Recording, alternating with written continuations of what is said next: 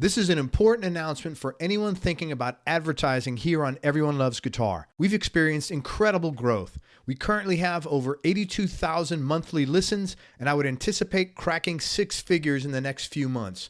We've also grown our YouTube subscriber base by 72 times. During this time, we've kept our advertising rates consistent, but I wanted to let you know we'll be increasing these rates after the first of the new year. So if you're a business looking to generate new leads or increase your cash flow by adding new clients or customers, or if you're looking for general brand exposure, or if you're a label looking to promote new music and you want to lock into the current advertising rates before they go up at the end of this year, then listen closely. Fill in the short form at everyonelovesguitar.com/advertise. That's everyonelovesguitar.com/advertise. Even if you want to advertise next year, contact us now and you'll get to lock into the current rates before they go up at the end of this year. Thanks for listening. See you soon. If you want to buy or sell a home or investment property and you're here in the Tampa Bay area, in Hillsborough, Pinellas, or Pasco counties, then listen up. West Florida Real Estate is a local residential real estate broker that's helped over 250 Bay Area homeowners buy and sell their properties in the last 4 years alone. If you're looking to sell, you'll want to get their free report, The 7 Biggest Mistakes Homeowners Make When Hiring a Realtor. And if you're looking to buy a property, you definitely want to get your hands on the 21 Most Expensive Mistakes Tampa Home Buyers Make When Buying a Home. Each one of these reports is going to save you time and money. Inside, you'll discover the 7 most important things to consider when hiring a realtor, what to do if you're buying and selling a home at the same time, and the danger of choosing a realtor who agrees with everything you say.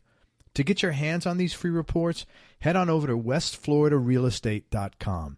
That's westfloridarealestate.com. Hey, this is Craig. If you like this show and you want to support it and you want to keep it free, head on over to everyonelovesguitar.com/support. That's everyonelovesguitar.com/support. Hey, everybody, this is Craig Garber. Welcome to Everyone Loves Guitar. And we got a repeat guest with us, a friend of mine, a friend of the show's, and one of the top bass players actually around out there actively now, Brian Allen. And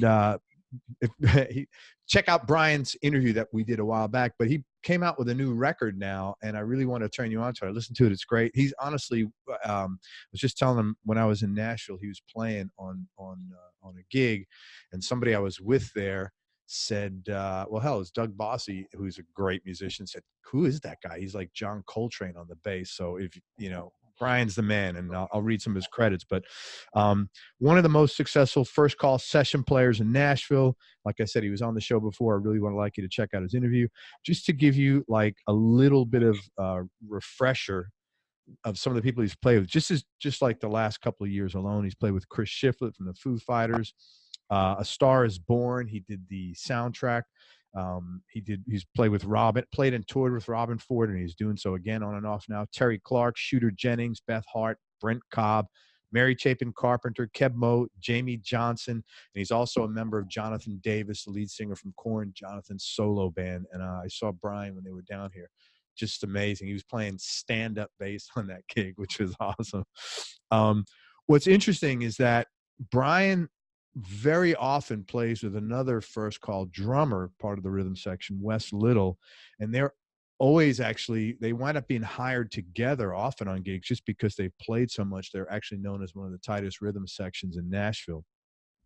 So Wes and Brian got together. They made a record under the band name Clinically Speaking, and the record's called Crazy People Dance Party. It's 11 tracks, almost a full hour long. Really fun. If you like funky, really great grooves, I would really encourage you to listen to it. And I wanted to turn everybody on to it today because there's a ton of talent on there. So, dude, it's always great to talk to you. Thanks for coming back. Oh, great to see you, man. It's always a pleasure. Likewise. First solo record. First one. What made you do that? That's so cool. It's just a long time coming, man. You know, I mean, God, people have been bugging me since I lived in LA to do one, and I'm like, it's not my thing, you know.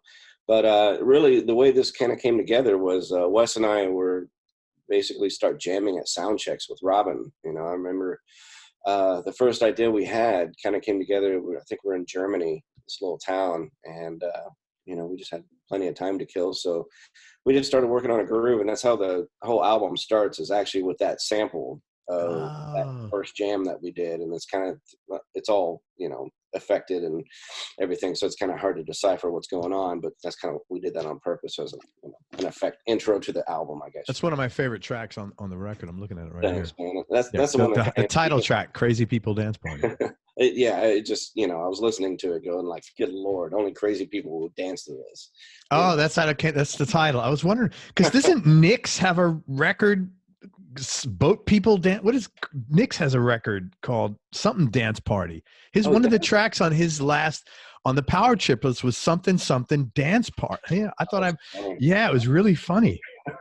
I thought it was like a new thing. I'm like, holy shit, I'm going to go reserve a bunch of domain names, something Dance Party. Yeah. That was so funny. Okay. Only crazy people would dance this. This is great. Okay. Yeah. So, and, Wes and I together and separately are kind of, nutty on our own accord. Sure, man. But, man, it just kind of, we were listening back to some of the ideas. We're like, man, we should just do a record together, because we've had the idea too, clinically speaking, to do a rhythm section, master classes together. Oh, okay. So there's the clinic thing. You know what? You talked about that on our interview. That was like a year and a half ago, I think. Yeah, exactly. Yeah. Okay. We're still talking about it, But, at least you got the record out. So. Yeah, and granted, we have done a couple of them with a lot of success. Actually, the format in which we do it, it really it's about showing somebody how to fix something now, and they have all done that, and they turn around and play exactly what we advise them to do, and then you can kind of see the light bulb go off in their head, and they're like, wow, I just literally fixed this thing, that the issue that I was having, whether it's a drummer or bass player or even guitar players. We have people come up, we critique them on the spot, and then like I said, they fix the issue, and it's just been kind of 100% success rate. Where can, just sorry to interrupt you, where can people, do you post those, or like, how do people know about them? We have a rhythm section masterclass Facebook page. What's it called? Facebook? Yeah, Facebook and Rhythm Section Masterclass. Okay. Facebook.com Rhythm Section. Just look for Rhythm Section Masterclass. Yeah. And like I said, we haven't done a ton on them, so there's not a lot of content, but, it's yet another one of those things on our list of things to do. But you guys are fun. Like I saw you, this was the first time I saw the two of you guys play together. You do have like a thing, It's kind of ridiculous. Honestly, Wes is one of the first guys that I started jamming with in town, as far as, getting down and doing some playing. Because the first guy was Dave Cohen, who's an amazing piano player here in town, and he's like Mr. Session guy now. But, I did a gig with him, and I turned around, I was just like, man, we got to play together. And, me coming straight from LA at that point was like, it's never going to happen, and then like 2 days later, he calls me and says, hey, let's get together. I may have even told this story already, but, and Wes was the first guy on this jam session. And like, as soon as we start playing, we're like, oh, there it is. It's great. And I was able to put him in on the Robben gig, and, so we've been working together on and off for, almost 8 years now. That's wonderful, man. So that's really cool. Yeah. Okay. And, we have a similar mindset too in music. We both come from like versatility being a focal point in our upbringing musically. What do you mean by that? Well, just being able to play different styles as authentically as possible. I'm never going to say that I'm a super, Latin player, but I do understand salsa and some of its intricacies and, bossas and, all that stuff. So, and then the same with jazz, playing upright bass and understanding the right feel and where to place the notes and everything like that, and then turning around and being able to play a metal gig, So, yeah. You're all over. Yeah, it's just that's what I focused on when I was going to Musicians Institute, was just diversity. I wanted to be doing everything that I possibly could to expand myself musically, And just for people listening, you taught at MI as well. So I did, yeah. I taught there for about 10 years and really enjoyed it, actually. I had a lot of great private students, and, some of those guys have gone on to bigger and better things. And oh, really? That's cool, man. Progress. One of them's Larry Carlton's son, Travis Carlton. Oh, wow. That's pretty cool, man. Just a ridiculously good bass player, man. He's just out of sight. So that's nice. And some other guys, Bryce Sutterberg, he plays with Lifehouse, and Matt Majunkins, he's playing with Perfect Circle.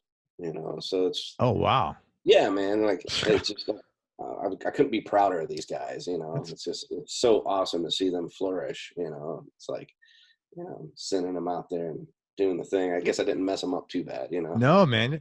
Dude, I mean, when you're on A Star Is Born, I think I was talking to somebody that is a mutual, when you were doing that gig, and they said, you know, Brian's doing A Star Is Born. I was like, holy shit. I mean, that's like, come on, man. That's more money there.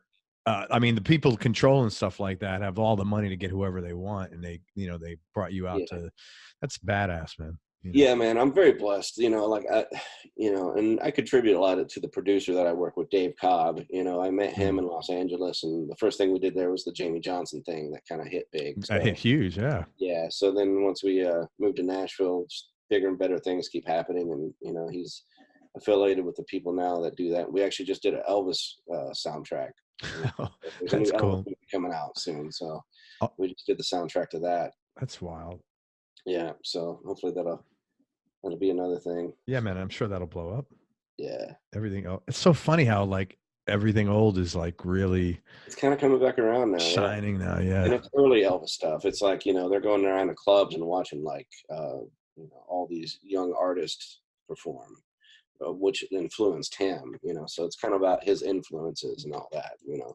They had some young singer come in and that sang some Little Richard songs, and the kid was on fire, man. Like just killing, you know. And we've had like a 25-piece choir come in, and it was just ridiculous. It was so great. So that's cool, man. I'm really happy for you because you deserve everything, man. Thanks, man. Great work ethic, good guy, great player, man. So it's all working. The record, is that all originals that you guys wrote together? Every single song is what the two of us came together and wrote, you know, like, you know, it was kind of unprecedented. I'd go to he's got a great studio set up, Wes does, called Coupe de Ville. And that's a cool name. It's not too far from, we kind of live kind of close to each other, so it's easy to head over there. The hardest thing is getting the two of us in the same room at the same time, because he's probably busier than I am, you know, which is ridiculous. Wow.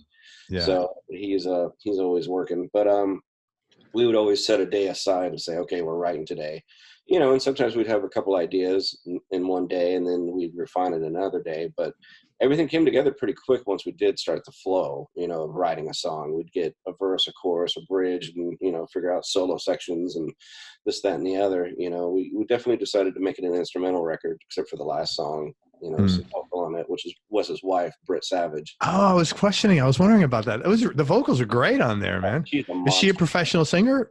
Oh, yeah. Oh, okay. That's so cool. Yeah, she's a badass, so. It's a great name, Britt Savage. That's a great performer name, man. Holy crap. Yeah. Like, that's really cool. Yeah, she can belt it out. Had you written, like, did you have a lot of material prior to this? Had you written a lot?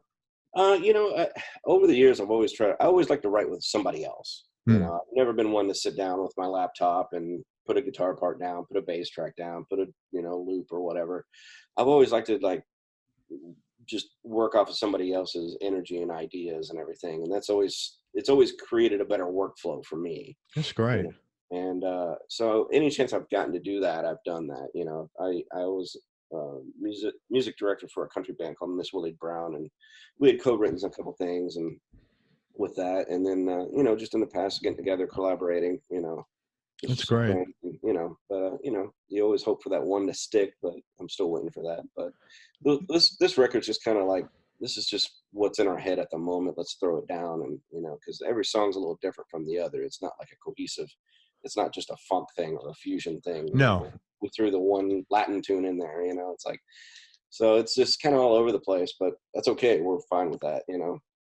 But I give you credit too for knowing, you know, like not, you know.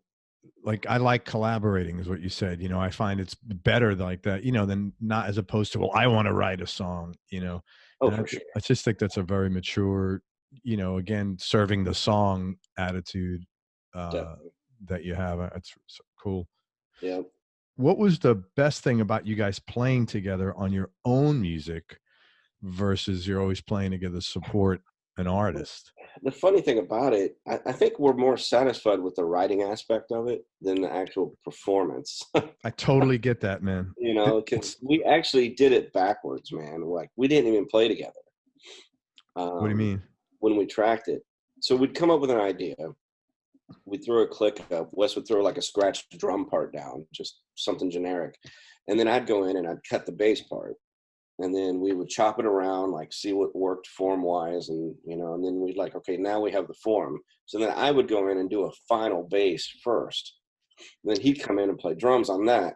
And then everything else is just people coming in later playing on top of that, you know, adding Interesting. later. So it was like, it was a process, man. Like for 11 songs, that, I mean, it took us a couple years to. Yeah, it's an hour record almost.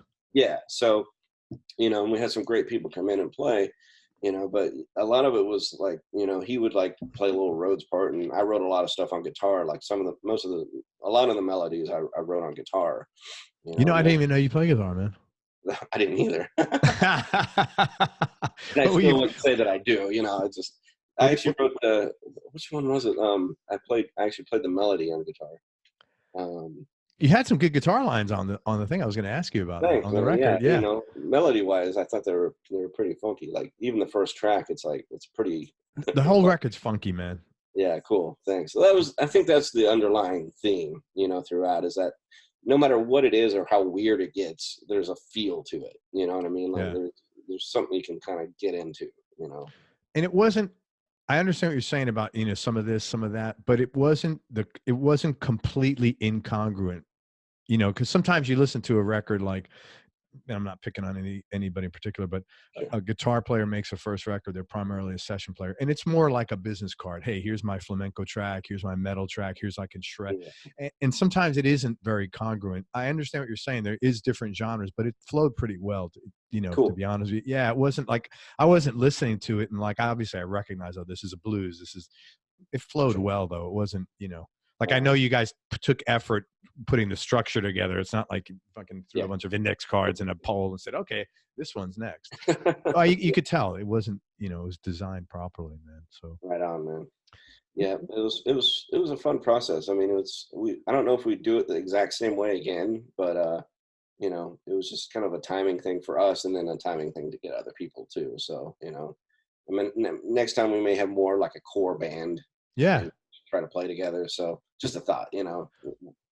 What did you so talk about that? What did you learn most from working on this experience? Make sure that we have everything being recorded properly. You know, there was a couple that, you know, like the hi-hat wasn't recorded or something, but it was being picked up through the snare mic or vice versa. You know, so we just little things that you don't think about because you're trying to think about the music, and you know, so just little issues like that, and maybe taking a little more time on sounds, you know, and really kind of diving into that. But for the most part, I mean, it was a fairly smooth process, I got to say. That's great. You had mentioned, I was going to ask you as well, you had a bunch of other players here. You had horns, guitars, keys, fiddle. Any guests you want to mention? Well, yeah, I mean, they're all worth mentioning for sure. I wrote them down just so I wouldn't forget. No, cool. Yeah, so we had Robben Ford play on some tracks. He did some ridiculous solos on tracks. He must have done Bones Blues. You know, he did not. Really? Who did that? That was Val Lucepu, who's a great friend of ours. Great guitar on there, man. Yeah, man, he's killer. So, yeah, I actually played some rhythm guitar on that song. That's cool. So you got Robben. Hey, listen, man, you got to have a good record of Robben Ford to play on it, man. You know, and it's cool to be able to call somebody like him up and say, hey, man, would you be down to play on our record? And he's like, yeah, let's do it. You know, that was so cool. It's so great, you know, because I'm a fan for sure. Obviously, playing with him so long. Yeah, it's good stuff. And then the great Jeff Coffin, who plays sax for Dave Matthews, and who's just a Nashville staple here. He's just ridiculous. Guthrie Trapp on guitar. He played on 74 Blues. It's like just a slow 7/4 blues. And then a good friend of ours played on guitar as well, Mike Valeris. He actually was in our house band for the CD release show. Oh, cool. And then Val Lucepu, who's you know, killing on that blues track. And then Pat Bergeson played guitar and harmonica. He's such he's another guy, man. He's so classy. He's such a pro, man. They don't get any better than him. Yeah, I was really glad. really happy to see Because him he was there at play. the guitar night the other night. Right. Yeah, yeah. He's just like just everything about. You know what I thought was most professional? I learned a lot. He was the last act. A lot of people didn't stay. There weren't very many people, and Pat's right there. Listen, I want to thank every one of you guys. I really appreciate your support. It was very nice of you to stay, and I'm looking forward to next year. I mean, I was like, Yeah. That's really professional, man. Because this is a guy who played with Chet Atkins, who's played the massive audiences, and I don't think there was 25 people left in there. It might have been 10. Oh, And wow. I just thought, man, what a class act that guy is. Yeah, and he played his butt off, I'm sure. Oh, he's been played great. He had a hollow body guitar. It was like a 35. Yeah, it was a 334. It was something modified different. Yeah, I think it was solid. It was, excuse me, it was completely hollow body, not like the 335's got the block of wood, because it was a gorgeous guitar. I was asking him about it. It's like a 68 wood grain, brownish. It was beautiful. Brown, yeah. And I did a session with him, and he had that guitar, and I was asking him about it. Yeah, beautiful guitar, isn't it, man? Yeah, it's great. I love it. And so he played harmonica and guitar. Yeah, that's cool. On Dubmon, track 10. And then Kevin Adams, who's a good friend, great piano player. He played on tons of stuff. He played Rhodes and B3. Yeah, the B3 sounded great. 1, 2, 3, 5, 6, 9, and 10, and I love it. So he was all over that thing.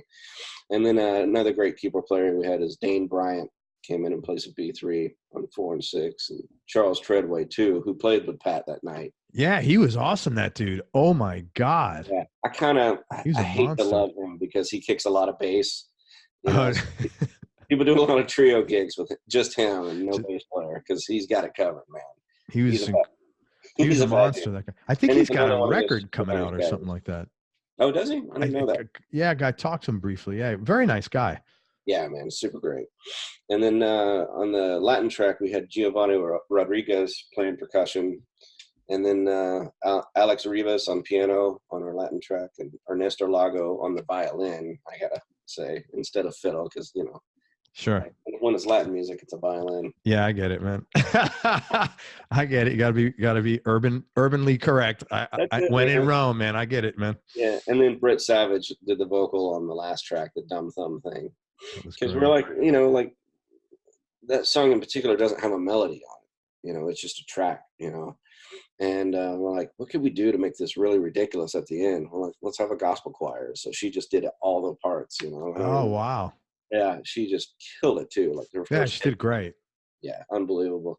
And we mixed it. We sent it off to a great friend of ours, Kenny Varga, to mix it at Soul Voltage Studio, his place, and then mastered by Alex McCullough, at True East Mastering. And then like I said, we recorded the whole thing at Coupe de Ville Studio, which is Wes's studio. Really cool, dude. This says a lot about you guys that you had like probably a dozen people contributing on the record. That's great. Man, it was really an honor to have those guys just not only like come in and just kill their parts, but just want to be there and do it. They were stoked to be there, and we're like, no, it's the other way around. They're like, no, really, this is an honor. Like, no, it's not. Just that perpetual, thank you. No, that's a Nashville thing, I think, man. People are so nice there. Yeah, people are great here. I'm not saying they're not nice like in New York or LA, but they're very overly nice, and it's very sincere. They're very supportive is probably a better word than nice. Yeah. Everybody's super supportive there in Nashville, which is great. And then we had our CD release show on September 24th, and sold out the place at Rudy's Jazz Room here in That's Nashville. Awesome. And it was great, man. It was great to have a sold out show and just feel the love there. And it's an instrumental record on a Tuesday night in Nashville. Yeah. We packed the place out, so that was really that made us feel loved for sure. Yeah, I'm sure, man. Well, you guys are awesome. That was really great. So tell me about Thursday morning. Sorry. Oh, sorry. Yeah, I was going to say the hardest thing was learning our songs, having to relearn them. Oh, to play them. Yeah. We played them since we wrote them, and I don't know if I've ever played it straight through, once. So it took a minute. It was like, some of this stuff's hard, man. Well, it's good that you learned a lot from this, because that, now next time you know, Yeah, you're next time. prepared for the next lesson, whatever that would be, you know? Exactly. Thursday Morning, great song, super funky. Are you playing the lead lines on that? Yeah, I am. Yeah, that's a bass lead on that. I thought so. What effect is on your bass? I went through, yeah, it was an envelope filter and a chorus pedal. Okay. It sounded really cool, man. Thanks, man. And I knew it was you because I knew it wasn't a guitar, but yeah, I had to listen for a moment to know that it wasn't a guitar. It was really cool that you did. Cool. Yeah. It was just what didn't sound like at first blush, you just have to take a second look at it, Totally. Really cool song. Who's on acoustic guitar? That was great too on there. That's me. Are you serious? Yeah. Dude, oh my God. That was pretty badass, man. Look at you. Thanks, man. I totally pulled that one out of the hat, but because we were listening to the song and we had this big gap with nothing going on, and we're like, oh crap, there's nothing there. Like, what are we gonna do? Like, nothing made sense. So I played acoustic on the track. So I was like, well, I guess I'll do an acoustic guitar solo real quick, and I did like 4 takes of it and put it together, and it worked, man. Oh my God. And I didn't that. This is not planned. I didn't be like, hey, that's really cool, man. Oh, that's so funny that you pointed that out. It just sounded great. I was kind of proud of it. I'm not going to lie. You should be, man. It sounded fucking great. Oh, that's funny, man. The other thing that I'm most proud of too is the guitar part on Dumb Thumb. That's all me. I have to go back and listen to that one. And I want to listen because you said a lot of single line stuff. It's all that, the gospel church stuff, that was hard and fun to do as well. But yeah, that acoustic thing was a total we've left something out. So dude, imagine you start getting sessions now as a guitarist. Hey man, I heard your record. Yeah, can you do a session for me? Yeah, exactly. That was awesome. It was, honestly, the guitar sounded great on that. Is really cool. That was you. Right on. And Bones Blues, great rock guitar track, man. Is there like a backstory on that one? Man, the funny thing is I had the idea for that song back in Los Angeles. Like even when I was a student in MI then, and I used to jam with a really crazy drummer named Gary Garbatini. And I just started playing that riff one day, and his nickname was Bone, so it was like, well, Bones Blues, there we go, there's a title, and I think we even played that song live once, so it's just totally different melody now, but everything, but the chord and the groove and everything is pretty much the same. So great track, man. I really liked it. Definitely great shout out to him. Your favorites on there? I like Crazy People Dance Party, the first track. It's like it's really one of those just what's going on. Cold 7 is another one I like. That kind of just odd meter James Brown thing. Yeah, that's a good one. And for this the stupidness of it, Dumb Thumb is fun. Like honestly, because when we did our CD release show, like we played every single song from the record.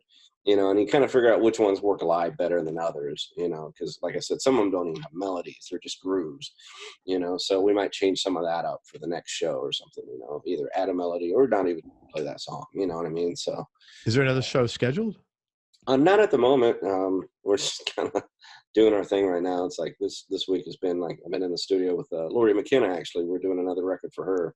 Awesome. And I was in there yesterday. We did like another little film thing that's on the works, and tonight I got another session doing some demo stuff. So great, kind of nonstop, man. So it's good for you, man. So blessed and fortunate, and I thank everybody that calls me for stuff. But it's like then it makes it kind of hard to prepare for shows though if you want to do it yourself. So but we'll just take it as it comes and see what happens. Like the biggest thing too is like once we do kind of, because we still really want to do the clinics and get into that world and set up a little road tour of doing these clinics, and now we have something to sell at least. Yeah, totally, man. You should video it. Yeah, because then you got a DVD to sell as well on top of that. Put a workbook together or whatever, Yeah, and you got a little program. So we're thinking about doing like a music -1 kind of thing. Yeah, you should do that, because especially with you guys, it's not like, I mean, you got the pedigree and the talent that even if someone doesn't know you, they just look at your credits. I mean, from a selling marketing standpoint, they're like, okay, I got to listen to these dudes at least, Right on. So I think it'd be worth it. Hey, let me just tell everybody again, it's called Brian Allen and Wes Little, and the name of the record is Crazy People Dance Party. It's under, you can get it on iTunes and listen to it. It's under the band name Clinically Speaking. And I would encourage you all to check out Wes and Brian. Again, it's Wes Little, Brian Allen. Brian's got a YouTube channel, so I'm going to give you the name of it because it's, I think he thought of it when he thought about crazy people. It's look up Freedom Eagle Bear. Brian's a naturalist in the woods in his part-time. Freedom Eagle Bear. And it's not a lot of stuff on there, but he's got some good stuff on there. What is on there is really talented. And you got some acoustic guitar stuff. Oh, it's a mini bass. I'm sorry. It's acoustic bass. Yeah, acoustic bass.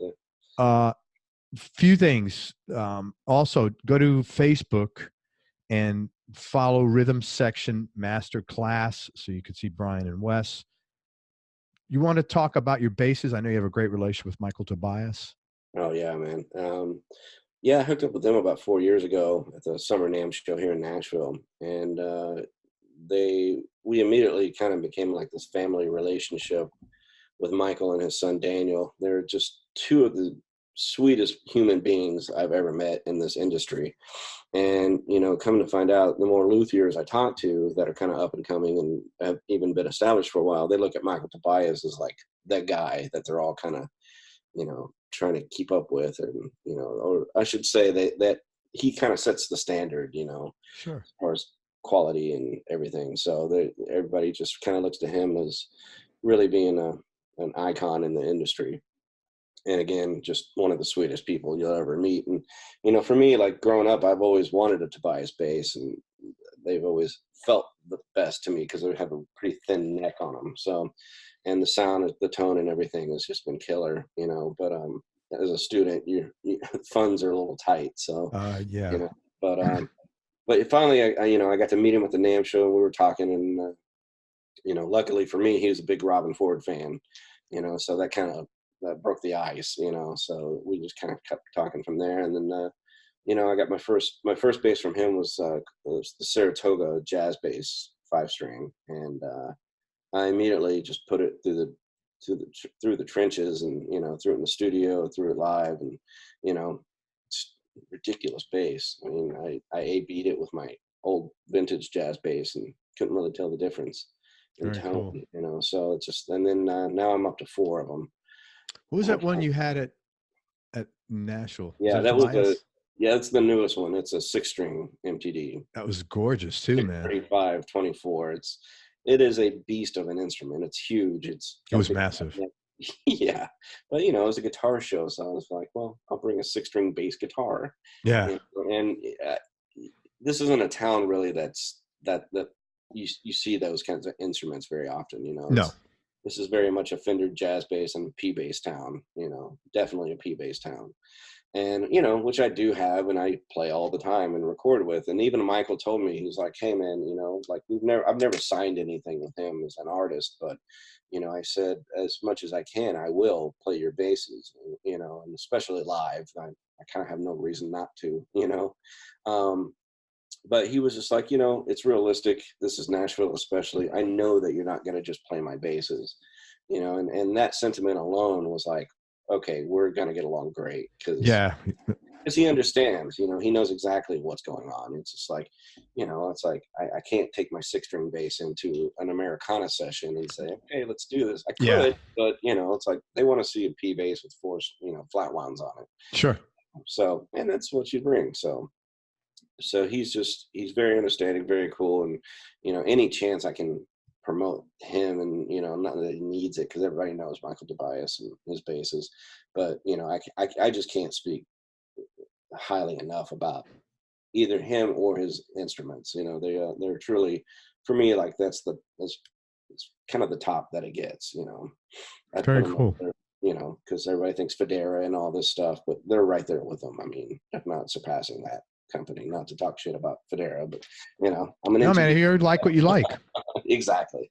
And you're allowed, Yeah, for sure. And I just, all the different pickup combinations you can do with them, and pick out all the woods that you want. I've kind of found it like the second bass I got from him, I had completely custom made. The first bass was just off the shelf at the NAMM show. And the second one I ordered, and I picked out all the woods and everything, and they got done with it, and they said, this is probably one of the best sounding basses we've ever made.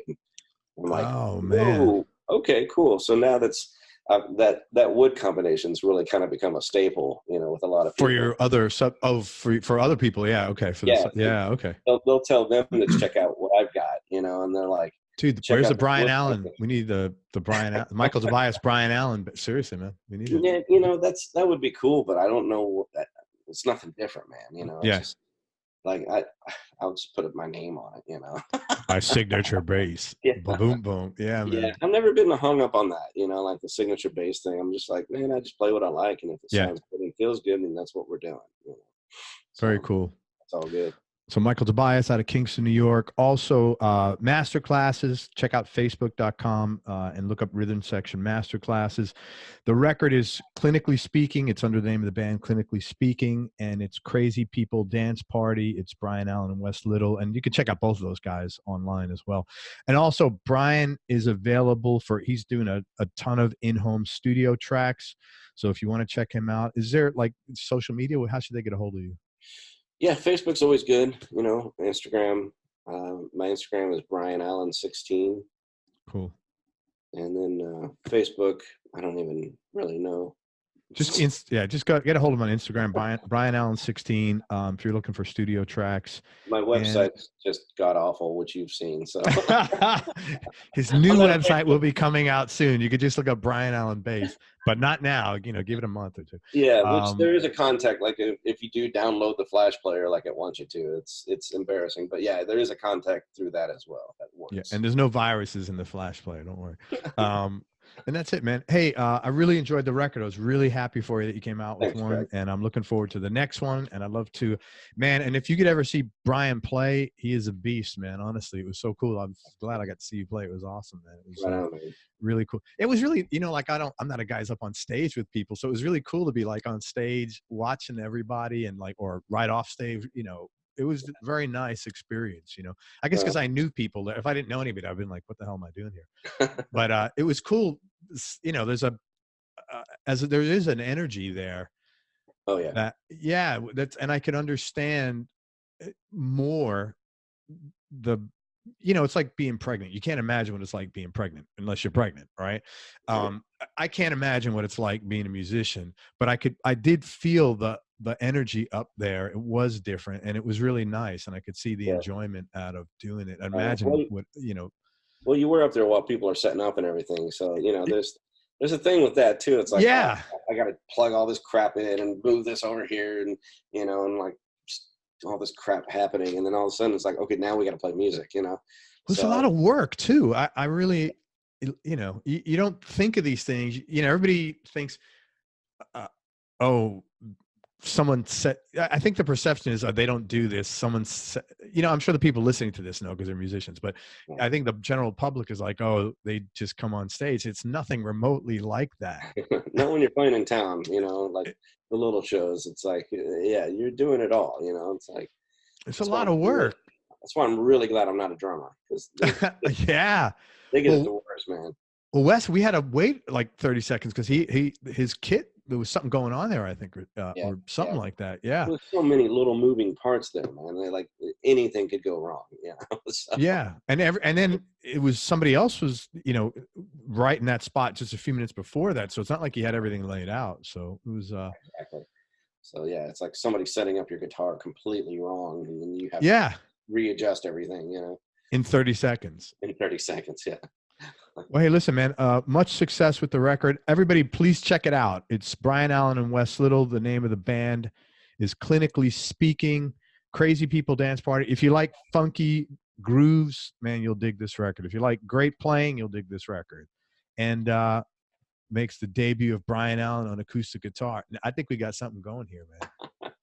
I better start practicing. Hey, he's going to charge you double for sessions because it's rare for acoustic, because it's rare that he does it. So that's right. So yes. Get him now before it goes up to triple. Hey man, thank you for everything. It's always cool speaking to you. I really enjoyed talking with you, and you're a good guy. And I hope the record does great.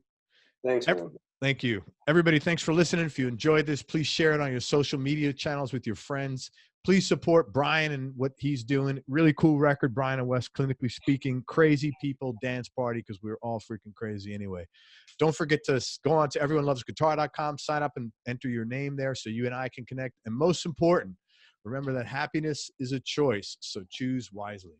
Be nice, go play your guitar or your bass or your drums and just make some great music and have fun.